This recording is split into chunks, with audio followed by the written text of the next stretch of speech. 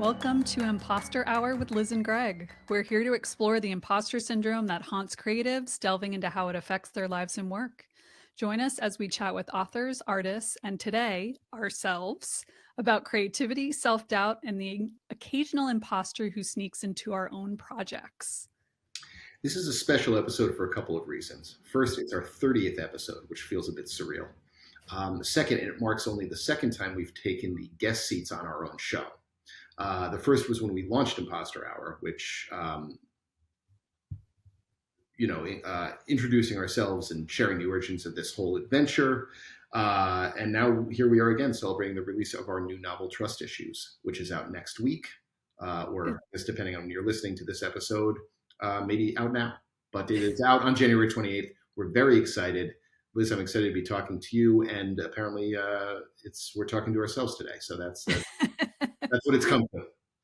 Well, I'm very excited. I'm still a little bit in awe that we have done 29 interviews, I know. and including this will be our 30th episode. And we started this as kind of an experiment, I Yeah. think, and a little bit of a self-indulgence. And we didn't want to let go of all of the great kind of information and, thoughts we were having around trust issues once we finished the book. And now we are like about to release it. And it feels awesome, but I totally have nerves. So I'm glad we're having this episode today. Even if no one listens to it, this is an opportunity for us to like talk about what exactly this book is. Yeah.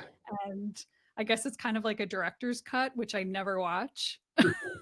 Or director's commentary, I should say. The director's commentary, yes. Yeah. No, exactly. Which is usually on the director's cut. But yes, yeah, I know Yeah. exactly what you're saying. It's all the kind of behind the scenes inside baseball stuff that all the real diehards and the nerds love. Right. I am often one of them. So Okay, I good. say that So with maybe there affection. will also be other nerds, trust issue nerds, Let's hope so. imposter hour nerds. Yeah. But yeah, so here we are interviewing each other. Mhm. Um, I guess we should probably talk about what the heck this book is about. Sure. This will be fun What to is, figure it out. yeah, what is trust issues? What is trust issues? Trust issues to me, I mean, firstly, I really love this book for a number of reasons. One, I always love getting to work with you. Like that's always a treat and a delight. And I feel like it's been really fun to just kind of see where we've come from the woman inside. This is the first one of the things I was going to ask you about is like this is the first book of ours. It's book number 4, but it's the first book that we've written that's been kind of outside of that that world that we had in the first 3 books where they're all set on Long Island. They all have the same detective duo investigating the, albeit separate plots and interrogating the different characters. And this is sort of a standalone in that way. Mhm. And I was thinking, we also, from a craft perspective on this one, we shifted our kind of POV. We went from first to close third, and we also switched our tenses on this one as well. So it's a little bit of a pivot in a few different ways. And I was wondering with you, did that, looking back, did that kind of change your approach to the writing process or the way you approach the story or anything like that? Or did you feel like it was more of a continuation from the first 3? I don't know if it changed. I mean, I think I was in my head a little bit more in this one about Okay. the each sentence. I wanted to challenge myself. I wanted to be challenged by you. I think that changing the POV and the tense and, even kind of stepping a little bit out of the conventional thriller genre Mhm. all heighten the stakes a bit. Yeah. But, I would reel myself back in. And I think this is why working with you is so helpful on this. I can get in my own head too much, worry about what's the reader going to think? How does this stack up against other books in this genre? And instead of like kind of getting pulled into that focus, it became more about like what's in the service of the story. Mhm. And, um, you know, when I think about our first 3 books, and then this one, it's kind of marked periods of our lives personally. Yeah. And I think you could I could, and I'm curious from your point of view, like I could assign words, thematic words to each of our books, and I think like the first one is, vengeance, Mhm. and I think the second one is grief, Yeah. and I think the third one is unity. Okay. Yeah. Yeah. I like that. um, I like that. and I think this one is about redemption, or that's a word I would use. Yeah. Not in the way that I think the reader might expect going in, and also not in the way that you and I necessarily expected going into writing it, which I thought was Right. also a lot of fun. Part of the fun with the way we write is that we do have, we have this loose idea going in, right? We have a loose shape of a story, and we know kind of some of the themes that we might want to lock into along the way. But then halfway through, usually the whole thing kind of goes out the window. And oftentimes, because of the way we write in the volley style and we're kicking back and forth, one of us will drop in something that will then pivot the story in some significant way at some point. And with this one, it's sort of like there's this second act thing that then becomes very focal and almost becomes like the moral center of the story, then going through to the end. Right. Look, or thinking back on the way that we went into the story initially, I don't think either of us anticipated that. And so that Mhm. it's fun in the same way that, as a reader, it's fun to get swept away with something you didn't necessarily anticipate in a story. As from a writing perspective, it's just as fun because you're very present and you're very locked Right. in and you're kind of having to let the thing guide you. It's as we talked about before, and you've said in the past when the story starts writing itself. And there was, Yeah. I think, a lot of that with this one, which was it's very cool. Yeah, I mean, I think one of the biggest like pleasures and also challenges of writing in this partnership is that we'll kind of hatch an idea together, or one of us will have the kernel of an idea and we'll start to like spitball and build it out and then have a very kind of like clear vision of what it is. Mm-hmm. And then that can completely, and most often does completely change when we get into the actual writing of it. Yeah. And for trust issues, I remember, we both really wanted to do the con man angle for personal reasons, for creative reasons that, we should definitely unpack a little bit. Mm-hmm. But I remember kind of the kernel that I really stuck to was like the spy versus spy, like the old con man versus the new con man, so you have like the kind of classic Patricia Highsmith, Mm-hmm. Tom Ripley, Catch Me If You Can, very analog Yeah. con man. And then pitting them against the new con man, with the proliferation of the internet and all of the kind of opportunities that have made scamming and conning so much more pervasive and easy. And, what happens when you kind of pit those two together. And while we still have that element, what kind of came out of that was much more, I think, a family story. Yes. Another thing that was not necessarily, and it's again, I mean, we hatched it as a family story because we're writing from the brother, sister, sibling, grown adult sibling perspective. And, grown is a sort of a relative word considering Yeah. Hazel and Kagan Bailey are protagonists. But yeah, I mean, we went in very much anticipating it to be a family story, but once again, because of the way the thing naturally grew and evolved, it turns into a very different kind of family story than I think either of us anticipated going in. So that Right. was really interesting. And back to what you were saying, it's con the con trope is so evergreen because cons have been around since the beginning of time, and they do evolve.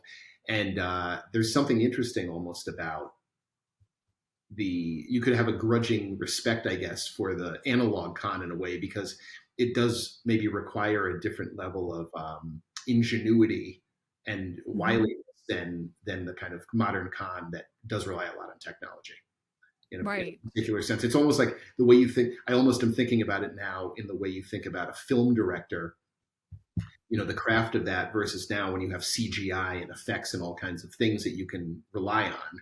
There are certain Yeah. things that you can almost kind of shortcut or step skip in a way that you wouldn't have been able to in a way. So it's also almost in a funny way from like a craft perspective. You think about the kind of the classic con versus the way that like a newfangled con or a tech-based con could unravel. Right. Well, I think before we kind of go into each like granular aspect, I Mm-hmm. think we should actually say what trust issues is about. Yes, I think we we've take been, for granted that we've been, someone might be listening and be like, why do I care? What is this book? yeah. What have I stumbled on? That's a good point. I think I was just in the headspace of a con story, so I was just trying to dole it out and just keep everyone really, intrigued with very roundabout, I see what you're doing. yeah, Yeah. yeah. But no, but let's do it. Yeah, we're about 10 minutes in. Let's give the people a little primer. Okay, shall I attempt? I always make you answer this, but it's probably good for me to talk about what trust issues is.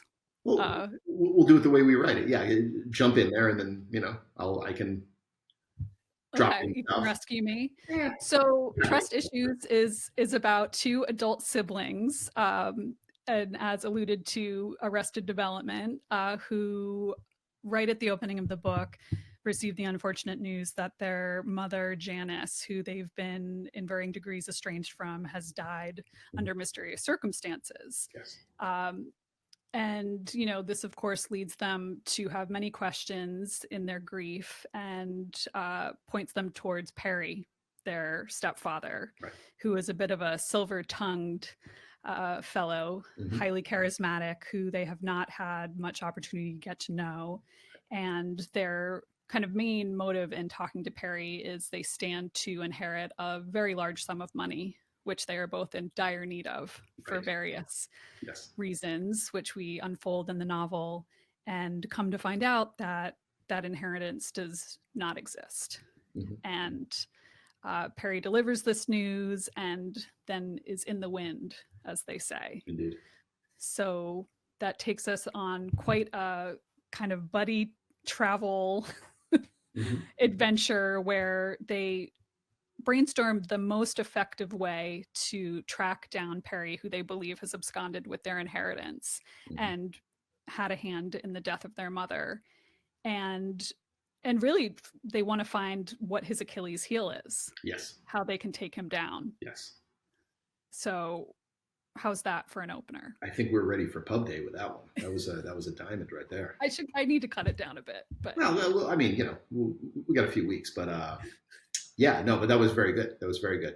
And I think that you touched on something. I'm going to get granular just on this one thing, without getting too off topic. But one of the things that I really love about this idea of the Achilles heel of the con is that I think one of the reasons maybe why, at least for me and maybe in general, why it's so compelling is because there's a little bit of that, every good con, like every good con operator,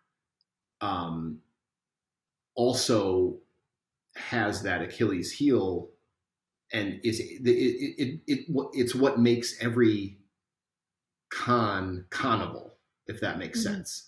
Mm-hmm. Right? Because there is that thing. There's that elevated awareness. There's that, generally there's kind of a charisma, a charm, all of these things that make people very good at that. But also there's a vanity and a degree of arrogance behind it that also makes them susceptible to be conned by the right person who can key into those very, very aspects. So the Achilles heel thing, I think, it's almost mythological in a sense, if you look at it from like a character trope perspective, which is, I think, why people love to, as writers, we love to write it. And as fans of the genre, people love to read and watch it as well.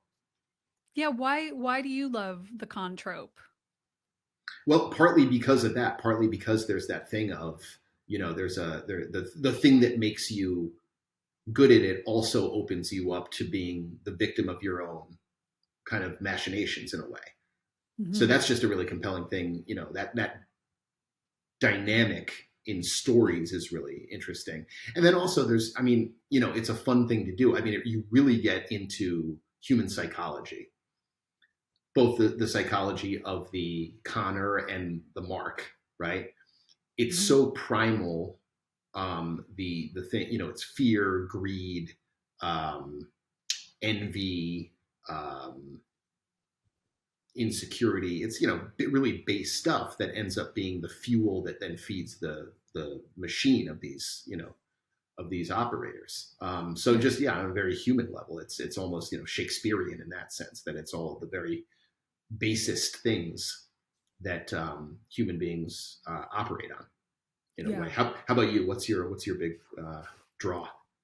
You know, I we have had a few friends who've been the victims of cons, but one in Right. particular that happened when I was in my 20s, and it was so shocking obviously to the friend, but as someone who was a support system, to witness someone who was so highly intelligent, intellectually, emotionally, be taken by a very elaborate romance con, Yeah. that just had kind of tendrils in every aspect of this person's life.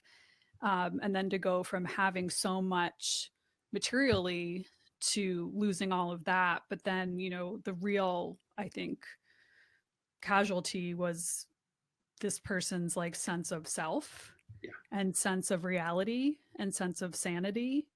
Um, and then the kind of ensuing assault that this con artist wielded when this friend tried to basically stand up for themselves. Mhm. And so having gone through that, you know, not gone through it personally myself, but as a support system, and of course you knew about it. Um, I became really fascinated with this idea, like what makes a good mark to someone who's a con artist. Mhm. And in both life experience and then in research, then and for this book, there is a definite common denominator, especially with romance cons, which are largely perpetrated by men on women, Mhm. but there are variations. Um, the women are generally highly intelligent. Mhm. They hold, a variety of jobs. They've had very full lives. They are not people who you might think would be easily fooled. And, I think there's various reasons behind that, but I was particularly interested in why a con artist would pick someone who would kind of up the ante of challenge and effort. Mhm. Why not pick someone who's easily fooled? Right. Um, and I think integrating this kind of the intoxication when people are in new love or new infatuation and the ways in which they'll make decisions against their own best interests For sure. fascinates me. Yes. It's like the idea of love and infatuation becomes an intoxicant. So instead of a con artist drugging someone, they're using, a psychological, Yeah. kind of drug. And then just the kind of stylistic element that you touched upon. The amount of effort that goes into, especially the romance cons, Mhm. it's really long game con stuff. And Yeah. there's a lot of moving parts. It's like a Rube Goldberg. Right. You know, it's like, why would this person who clearly is highly intelligent, ambitious, or believes himself to be highly intelligent? Right. That's a distinction, right? Right. Because Sure. a lot of these guys think they're going to get away with stuff or that no one knows what they're doing and they think they're smarter than they are. Yeah. But that's Definitely. not always the case. Yes. Um, but the idea that like you're going to put this much time and effort, why not put that time and effort and passion into a legitimate endeavor that's not victimizing people and stealing? Right. And that leads us to, I think, one of our ongoing passions, which is unpacking the mind of the criminal, of the Mhm. scoundrel, of Sure. the murderer, like Sure. why people do these unimaginable things. Yeah. Yeah, indeed. I So mean, no, I know it really is. Yeah, it gets. I mean, it is fascinating, right? You think to yourself, why, as you said, like, why use that amount of energy, effort, planning, calculation in a nefarious way when you could just as easily be doing something positive. But that gets down to the that lizard brain human thing, and I think also you get the nature versus nurture thing, right? That gets in there as well, and that's really always interesting. I think the psychology from that perspective is always interesting. What are the things that formed people that would then compel them in those directions, right? What kind of dysfunction, neglect, abuse, because again, these are people who are generally intelligent, or at least have like a functional intelligence, a functional sort of experiential, maybe, intelligence. Also people who, because they've generally come from sort of abusive, dysfunctional backgrounds, are highly attuned to and sensitive to, what makes them good at this is that they can read people really well, right? Yeah. And they can clock people's desires, fears, hangups, aspirations, usually very quickly, and that becomes the basis of the con. So in the same way that you're talking about, you're kind of using, it's like you're drugging people with their own physiology, right? Yeah. What you're doing is you're basically essentially taking something from people by pitting their own psychology and ambitions against themselves. Right. It's like a very clean robbery, right? Mm-hmm. So that's really interesting, right? Where does that come from? So why would you, if you have at least an experiential intelligence, if you have that sort of granular attention to detail and understanding of human motivation, I mean, you could just as easily be a book author. Right. Maybe it's good that we're doing what we're doing, because maybe otherwise we would just be out grifting people left and right. Maybe we found, our way out.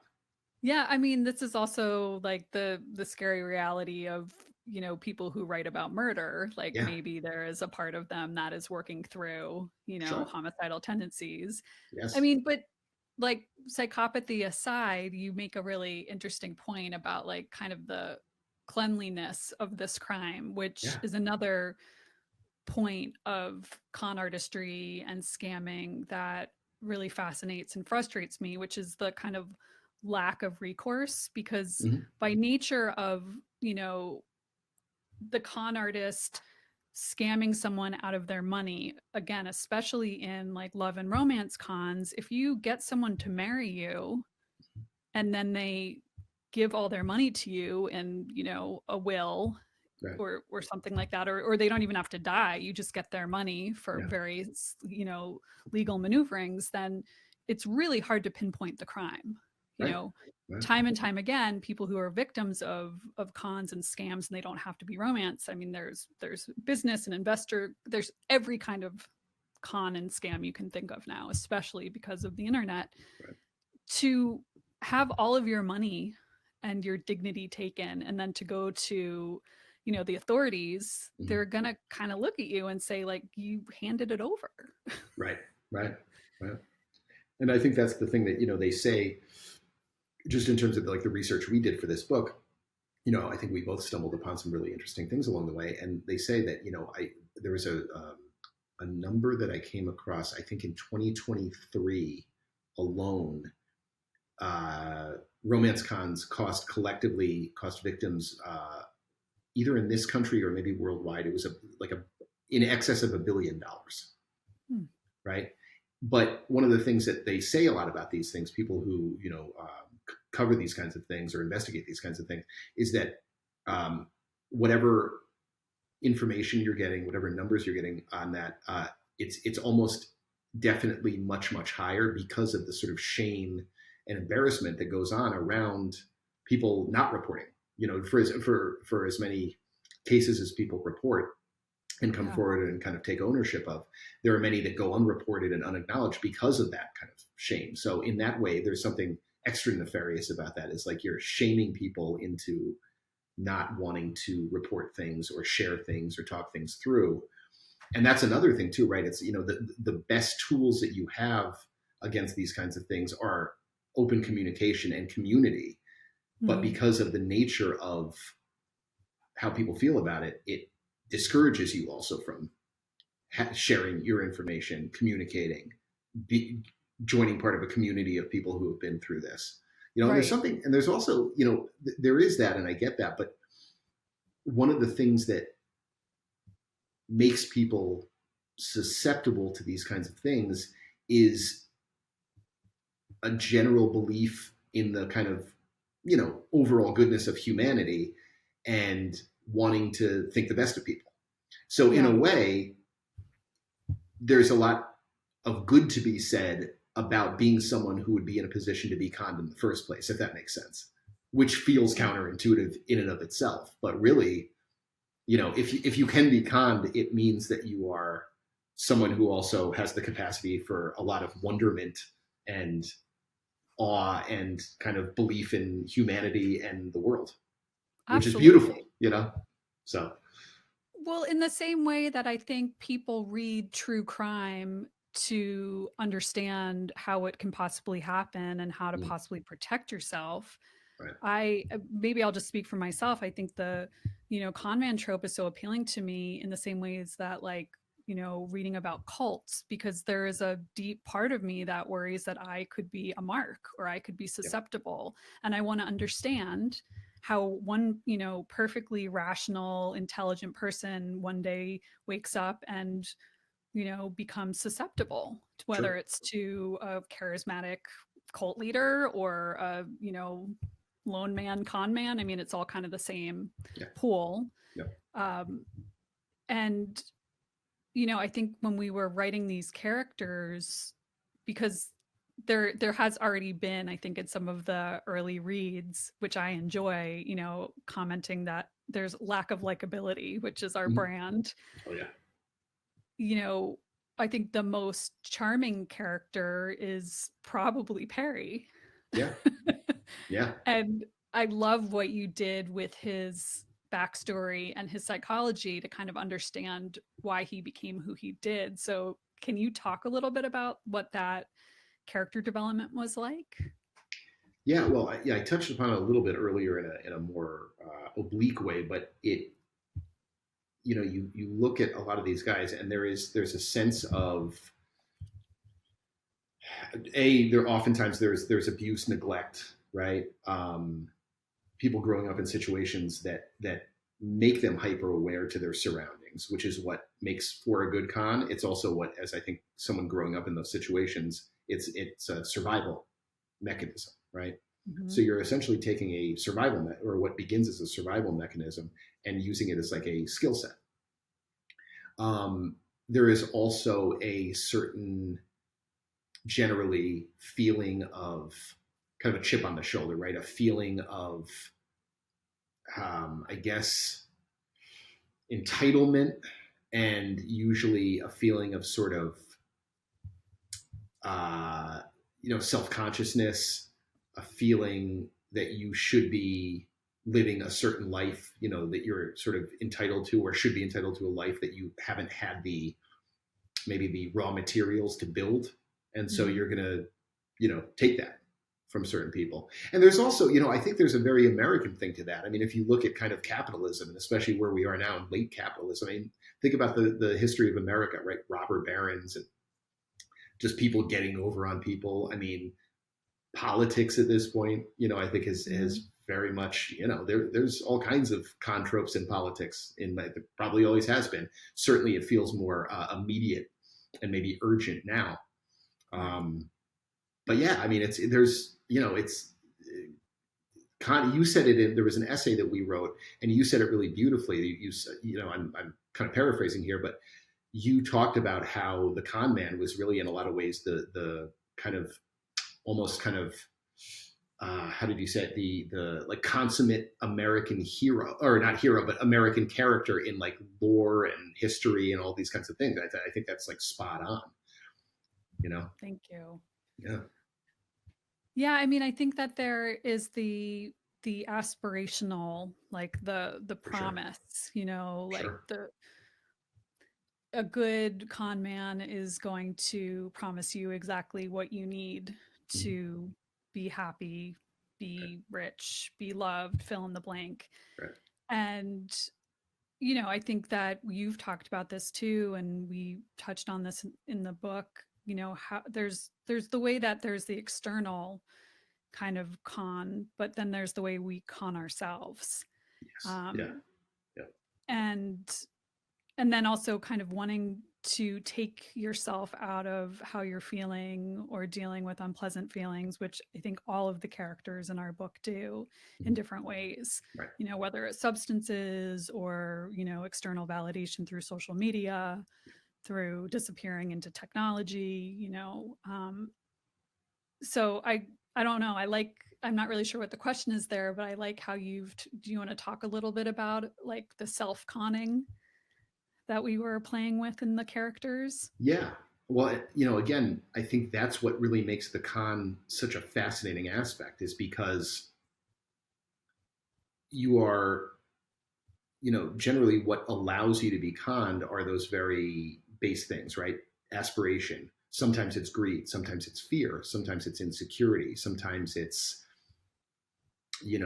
having that feeling around entitlement and what you should be entitled to. It's often that. I think also in our society now, I think there's always been this idea of aspiration, right? That's sort of like the American dream is like aspirational.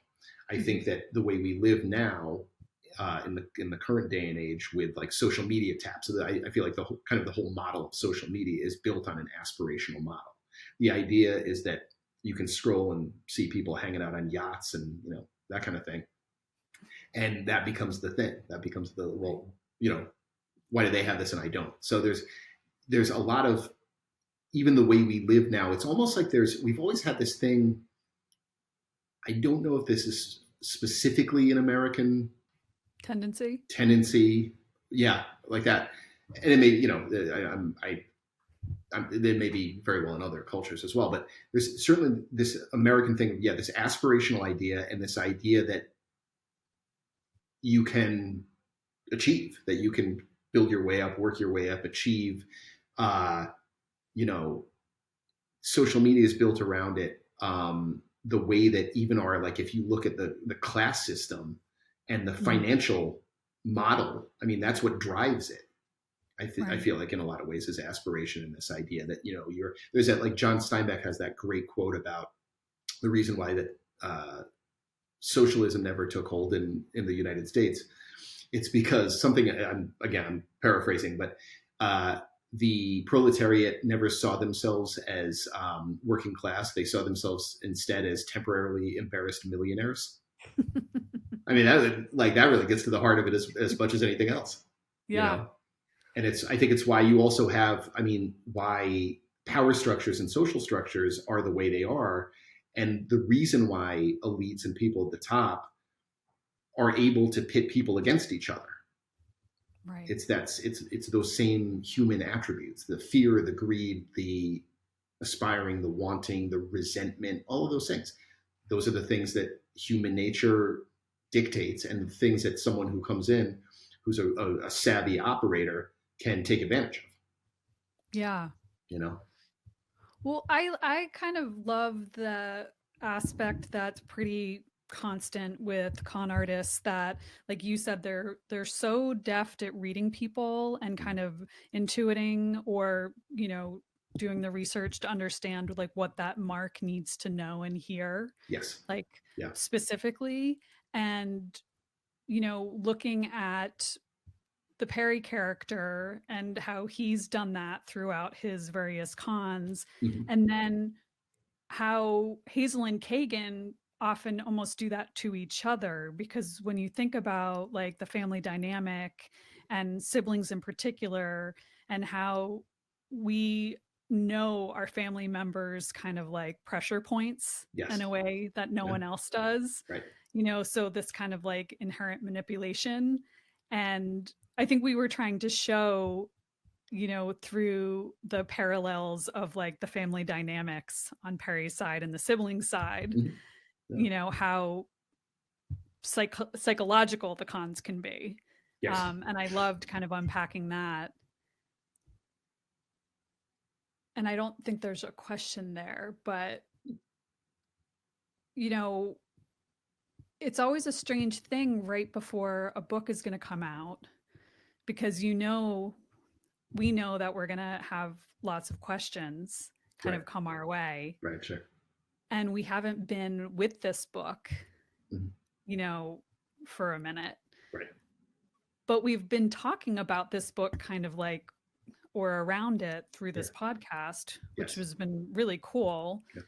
Um, but I guess what I'm curious with you is like, what do you anticipate is going to be the thing that readers respond to the most in the book? And like, what do you think the thing that people are going to want to talk about? Mm. Because I know from our past books, that's not always what I expect. Yeah, that's a good point. Well, I think there's, you brought up earlier that a little bit of our bread and butter has been thus far unlikable characters. Hmm. And I think that we've gotten with this, one of the things that some of the early readers and some of the bookstagrammers who have posted already or have kind of reached out to us directly, um, one of the things that I feel like is a bit of a theme that I've heard is that these characters are unlikable, but also are very compelling. Hmm. And I think that's a thing. I'd like to think that as we've gone on and we're now 4 books in, is that we've gotten better at writing. Maybe it's finding the specificity or like really tapping in a way to what the things are that drive these characters, so that they may not be likable, but at least readers can understand what it is that drives them. Hmm. If we've done our jobs, we've made them human enough that they may be, you may not want to ever hang out with these people in life, but you can understand at least like what drives them, where they're coming from, what their motivations are, whether they're misplaced or however misplaced they may be. What is it that like what is the composition of this person, and what drives them out into to behave in the world as they do, right? Hmm. And I mean, I think that also is how an effective con operates, is that level of understanding. So in a way, there's like maybe a meta aspect to the whole thing. So yeah, I mean, I would love to, or I'll say I'm very heartened thus far to hear that from people. Hmm. Um, and then I think to your point earlier as well, like it becomes there's almost a very touching, or I'll say there is a very touching family story that evolves out of this, and it's almost like it almost rises out of the detritus of a lot of the rest of the story, and I think that's really quite beautiful, and it's something that again we didn't necessarily anticipate, but I'm gonna tip my cap to you on this one because I think you get a lot of the credit on. I'm speaking obviously very obliquely on purpose because I don't want to ruin anything for the readers, but a lot of those kind of the tenderness and the camaraderie and things in this very specific relationship that I'm excited for the readers to find out about and hopefully connect with as well. You did a lot of the tending to that, and a lot of you planted a lot of seeds for that, and it was kind of wonderful to read it in real time as it developed, and as you continued to kind of enrich it. And it was fun to be able to kind of, for me, like write off or write against it in a way with the more nefarious kind of aspects as well. So Thank you. it's always fun to write a bad guy, but I think there really is this tender, emotional, really heartfelt core to this story, um, Mm. that doesn't sacrifice any of the momentum, the twists, the kind of mechanics of it, and the more unsavory aspects of a lot of the characters. So it's a Yeah. nice. So I think it balances tonally nicely. I think that's kind of cool. I think that I think that our prose writing has gotten sharper and hopefully also more insightful. So that's always kind of fun. And it's just, yeah, like you said, it's always fun to hear the things that you maybe don't anticipate as you were writing it, or even in hindsight looking back. Yeah. Everyone's got their own take, so that's always just kind of fun. Well, thank you so much for the compliment. I mean, Sure. that's, I think at the core, that's always the fear is Mm. the book will be out in the world and it won't be, well received, Mm. or, you know, but but again, that goes right back into, like the Hazel character, the Mm-hmm. sister character, who Right.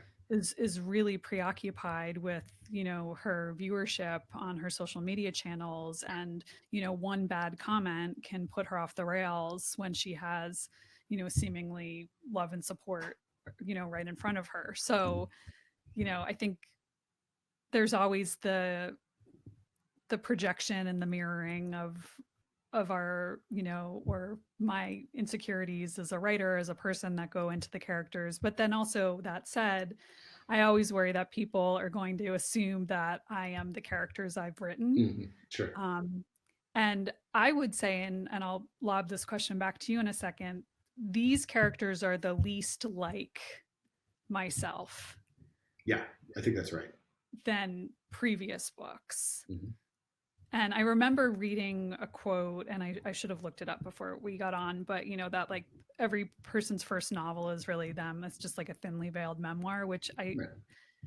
I don't think about the woman inside, but there are definitely elements in the kind of emotional Yeah. motivation. Yeah. Um, but what about you with these characters? You know, well, which character was your favorite to write? I'm curious. I mean, probably Perry, Mm-hmm. because, but again, this I think speaks to why human beings are fascinated by con stories and by thrillers and mysteries and the type of stuff we write, right? Is because I think that deep down we all have the capacity. Like there's a human range of kind of, you know, what people are capable of, depending on the circumstances, the stakes. Um, it certainly goes back to, as we said earlier, kind of formative things. Take anyone and throw them in a particular situation, deprive them of certain things, give them certain motivations. You know, I mean, it's interesting what we're all capable of, and I oftentimes find myself wondering, you know, if this one thing had maybe gone slightly differently, right, or if this other thing had maybe gone slightly differently, how would that have potentially changed what you or I or anyone might be capable of doing? And I think that's the thing. I think the reason why we tap into, you know, true crime or fictional crime or things like that. I mean, the fact that like Hannibal Lecter is has become almost like a folk hero character. I mean, Mm-hmm. it's because I think there is a for good reason a human fascination of like what any of us are potentially capable of, you know, Mm-hmm. or just what that range of human impulse and emotion and sort of motivation, the different ways that that can nudge people in wildly different directions Mm-hmm. that are not necessarily even that far apart.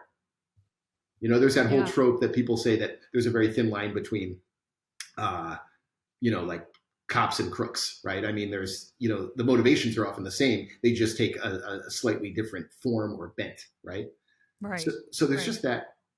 It's just, yeah. So I mean, writing Perry's character was great because I did get to do some of the backstory. I didn't lean too heavy into backstory or psychology because I didn't want to spell everything out too. I think that there's also something to be said for leaving things um, somewhat opaque, right? So that Mm-hmm. you can interpret. But there's something, yeah, there's something amazing about that. And then taking someone who has this range of motivations or range of kind of like this kind of tool set at their disposal, and then how they utilize it. So, and it's fun to write a bad guy. You know, Yeah. everyone likes a Yeah. good bad guy, so that was a good time. Um, but yeah, it's just it's these kinds of stories are so compelling on so many levels and with so many potential layers to them that I think it was a really fun top to bottom. It was a fun one to write. How about you? What was your kind of go to? And I have another follow up question for you as well after this, which I'd love to kind of, you know. Okay. I'll allow it. Okay. Um, you know, I think writing Ava, Hmm. who I can't talk too much about, Right. but because of her line of work, which was something that is like completely opposite to any of my understanding, Yep. or, I mean, she's a hacker, Right. and then she ultimately works for the government. So I got to do a lot of really cool like research into white hat and black hat and Hmm. various hat hackers for 3-letter, groups in our government. Right. And she was very different than any character I had ever written, and I liked the kind of role she played, and the kind of nodding to the chameleonic aspect of the con person, like how that showed up in or didn't show up in her character.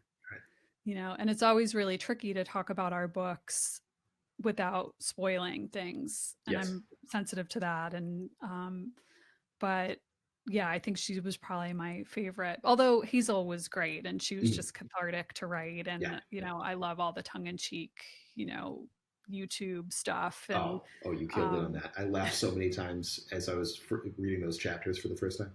thank you. Oh yeah. Yeah, I mean, I'm a admittedly, have a tendency to look at too much social media, and Mhm. this book and the research kind of gave me the excuse to like really go whole hog into TikTok and YouTube Mhm. to really understand like the influencer community and ASMR. Mhm. And I got a little bit sick on the Kool-Aid and needed a break after. Sure. And it also really, really skewed my algorithm. There's Mhm. conspiracy theories are a big part Mhm. of this book, Sure. and there's some very wild stuff Yeah.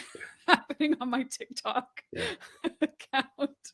Yeah. Um, but it's also fun. Yeah. I like to go down these rabbit holes, as most of, if not all of the authors we interviewed this Yeah. past season talked about. Getting lost in the research is half the fun. Sure. Well, let me now bring up a. Then thank you. You've set the table perfectly for my follow up question, which is bringing it back to Imposter Hour in the podcast. And you something you said a few minutes back kind of prompted this in my head. But we are now 4 books deep into our career, right? And while I know that we always talk about this, and it's always on some level or to some degree a consistency. Do you feel like have your feelings around imposter syndrome now that we're a little kind of deeper into our career, have those kind of shifted, abated at all, or do they take different forms? How has that kind of evolved for you? I think they've taken different forms. I mean, I think Okay. that like the base feeling of I could never write a book Mm. has passed. I think the kind of itchy thought of you can write 4 books with someone else, but can you do it yourself? Mm-hmm. Yep. I'm still working that one out, but I'm 80,000 words into my solo novel, I so can't wait. we'll I see how that cannot goes. wait. Um, I do have to say that doing these interviews and talking to so many different, you know, types of authors, humans coming from different points of view, and having so much similarities in this like topic and theme, and then some Mm-hmm. differences. It was great to hear other perspectives, people who were like, I actually don't really feel imposter syndrome, or I don't Mm-hmm. feel it in this way, but I feel it in that way. Right. It helped me reframe it. Yep. And I think that one of the things that has come with age and, with recovery and with motherhood and with marriage is, if you can surrender to the idea that you can't do everything alone, or I Mm-hmm. can't do everything alone, and the power of community and asking for help Yeah. and honest communication and being really authentic is critical to getting feedback that's supportive and helpful, Mm-hmm. um, and resonant. That has been really kind of game changing for me Yeah. in the imposter arena. So maybe I don't feel, completely free of imposter syndrome in Mm-hmm. all of the ways I felt it, but I don't feel as alone in it. Mm. Okay. And I actually look at it now as, a motivating factor or Yeah. like a tool. Yep. You know, if I'm feeling particularly impostery, Mm-hmm. I know I need to sit down and write, or I need Yep. to connect with another writer, or I need to read a good book. If I'm starting to feel that way, I just know that I'm thinking about myself too much, Mm-hmm. basic. Yeah. And I should probably do like service for someone else in Yeah. some form. Yeah. you know. Yeah. What about you? Well, I think Same that question. Yeah. Okay. No, I like that. Well, firstly, I want to go back just because I'm realizing that there is yet another parallel to what we were talking about, which is, a lot of times with people who have been the target of scams don't talk about it because of that sort of fear and that shame, and that isolation in and of itself further creates further, possibility for that kind of thing to continue to happen or happen again, right? Yeah. Whereas having the communication and having the support and the love and kind of understanding and acknowledgement of a community is the thing that hopefully collectively helps to eliminate those kinds of possibilities. And I think there's a pretty direct parallel to that with, I think, with a creative community, and we've talked about this a ton on the podcast.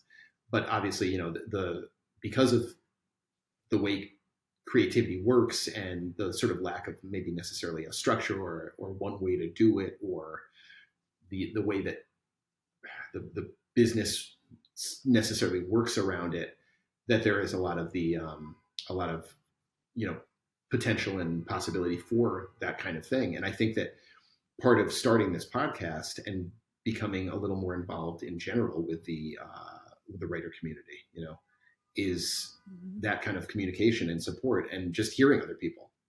Like you said, what's your version of this? Like, we all kind of have some version. What's your version? You can talk it through. There's something that is helpful. It can take away some of the fear, the stress, that feeling of isolation and aloneness. Um, Mhm. so I think that that's really important. And I think that part of, maybe, if I'm looking at this last half year or so that we've been doing Imposter Hour, I think maybe that's one of my favorite things about the podcast is becoming part of that. And to then touch back to what you talked about with service, I think that there's something to be said about that, specifically with, you know, creative community, of being of service to that community as well, and getting outside of your head and your ego and your own stuff.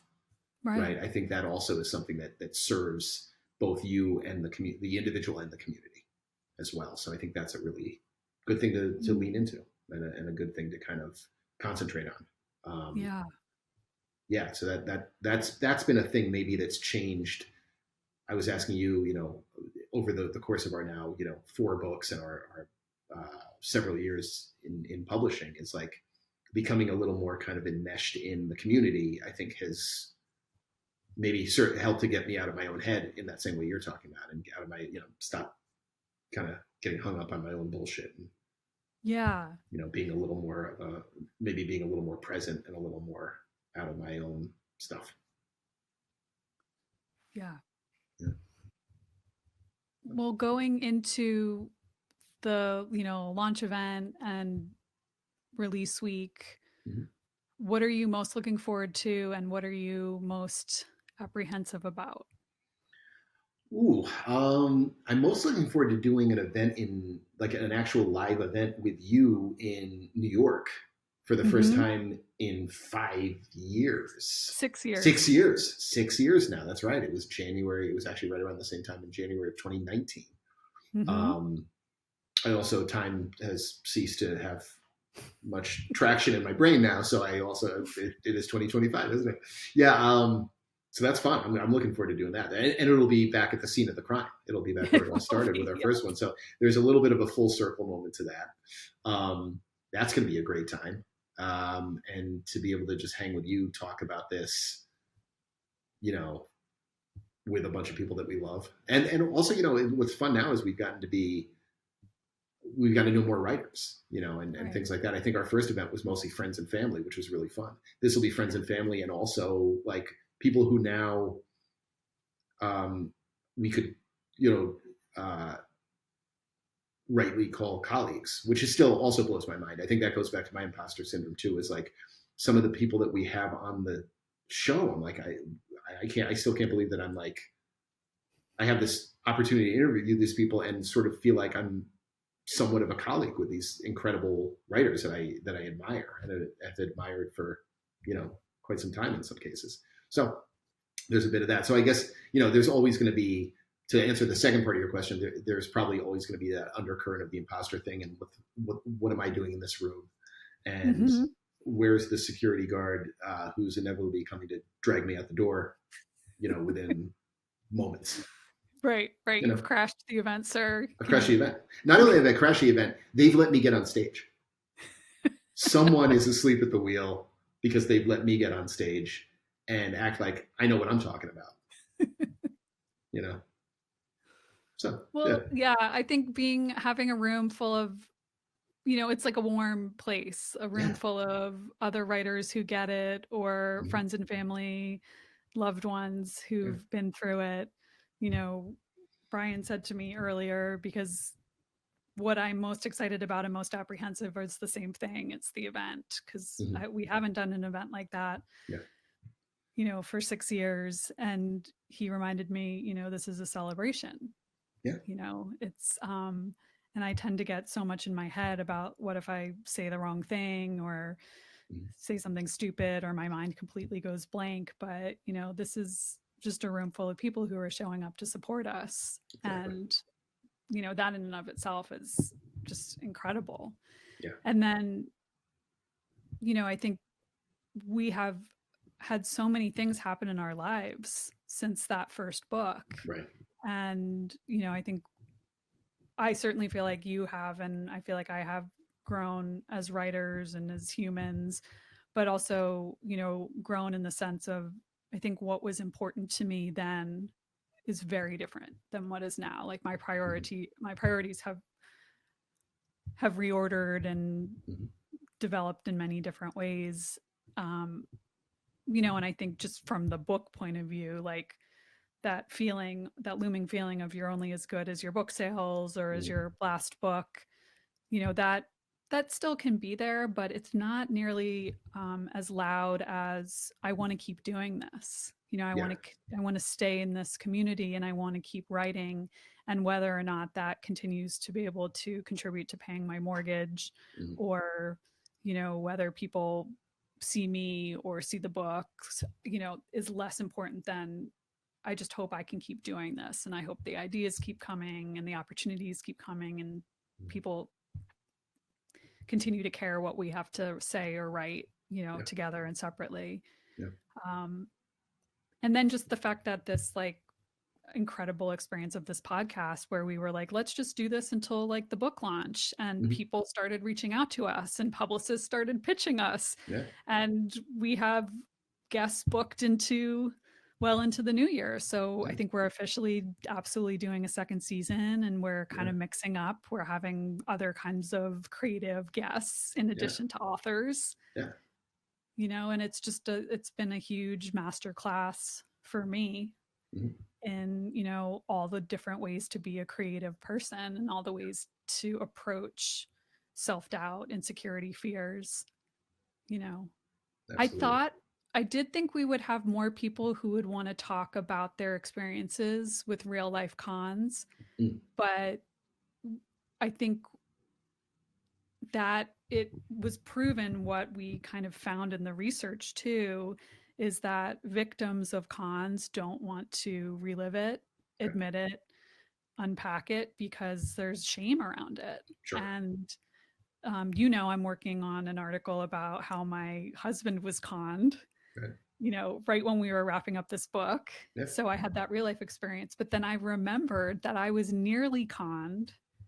I don't know if you remember this, and Mm. I didn't expect that I was going to share this, but I want to put it out there, because I think if there are other people who hear this and maybe they're like, okay, I want to come on and tell my con story, Mhm. we can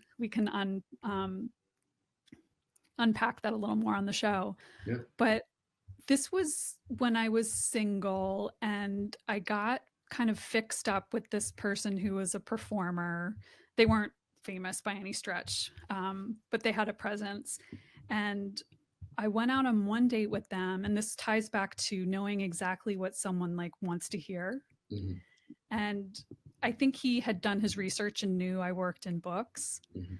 So he told me that he was like a relative of a very famous person, like in the book world, but like Mhm. someone so famous that he probably wouldn't think I'd have access to them or know. Okay. Um, and then like told me a whole bunch of other really wild, outlandish, Mhm. crazy things. Mhm. And my spidey sense was definitely like something's off. Yeah. And then I saw this person perform, and they were incredibly talented and charismatic and clearly had a lot of fans. But it, there was like, this is wrong. Right. So when they followed up to go out again, I like called them out on something because they were doing some like negging and some game Hmm. playing. That's very, Sure. if you ask con artists a lot of questions, they'll turn it back on you and make you have self doubt and Oh, sure. shame. Oh, So, sure. Yeah. and he got eventually nasty very quickly. Okay. So this goes away. It's not a big deal. I don't think too much of it. But I would say, like, maybe a couple of months later, someone posts on a social media platform that this person is like a big time romance con artist. Mm. And they have like weaseled their way into this person's life and, moved in with them and stole money and like all of the things. I would say in like the 48 hours, Mm. there are 800 women Mm. Yeah. who have posted similar stories, almost identical, and like stories that he told me on the date were there, and it was crazy. Hmm. And this is going to like the community of it and the Mm. movement of how social media can help protect us from Yeah. cons, Sure. where people can compare notes. But this person saying that they were related to this very famous person in like the book literature world was totally debunked, as I thought. And there was also like some real red flags, like danger. This person was dangerous. Hmm. But I think back to that, like what very nearly could be, and the very creepy thing, and I'll finish with this. I know I went off base a little bit, but it's relevant to the bigger topic, Sure. was when you clicked on any one of like the women, Hmm. we all looked similar. Like Mm. it was such a specific physical type Right. that Right. this person, and I think that is always very creepy in the kind of con tact, you Sure. know, whether it's like a type. And I don't know if that was like personal preference. It's easier to categorize. It keeps the like the toolkit of what you say and do, whatever the practicality of it. But it was like almost like when I was an actor and I would go to a casting call and there would Hmm. be like 40 other women that like kind of looked and sounded like me. Yeah. Well, one of the things that intrigues me about, or that often intrigues me about that specific thing about that type, is you also wonder with the con artist, whatever trauma that probably helped form them into this kind of character. You wonder if the type of the mark has something to do, if there's a parallel to the type who instilled the trauma in the first place. Yeah, Because I think a lot of that is psychologically, it's like you're trying to kind of, probably subconsciously, you're trying to rebalance those scales. totally. So that's Yeah. always a really interesting, again, going back to just the depth of the sort of psychological layering when it comes to motivations, with con artists. It's wild. Yeah. Well, thank you for sharing that. That's yeah, that is a, I'll it's a just put crazy that out story, to the but universe, and yeah, hopefully that person is no longer having access to any kind of broadcasting, yeah, or I don't know what became of them, okay, but I think that it's not, I mean, with dating sites, hmm, this is like so disgustingly prevalent. sure, It just, it's a cesspool, and I'm not sure, saying anything that people don't already know. sure, But we'll continue to write about and talk about these characters and have people on the show. And yeah, I don't want to discredit that. I think both Clemence Michelin and Jonathan Payne both had great anecdotes oh yeah, about con artists. yes, So yeah, we'll keep cranking these out. And I'm just trying to think anything else. We've kind of run out our time, but mm, it was great to start to talk about trust issues for real. yeah. Fun to hear it out loud. Fun to get your take on it, and sounds like a good place to leave it off for now. But Definitely. yeah, thank you to our listeners who at this point have been along for these 30 episodes, and the people who have we've gotten some great feedback on it, and it's just, for us, it's been fun to be able to talk to these people that we admire and who are entertaining and very, instructive in their own ways as well. So we're going to have fun doing this, keep writing the books and all that stuff. I have a couple of very important questions for you. They are crucial. Okay. Where can listeners find Trust Issues? Also, where can they find us?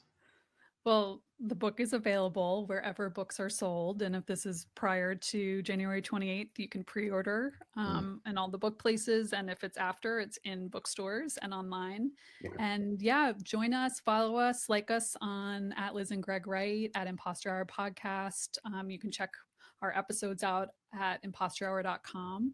Yes. And a huge thanks to the show's producer and editor Kate Urquhart, who is a Bookwild Collective, to Scott Leeds, who composed our original theme music, and Steve Loma, who designed our logo.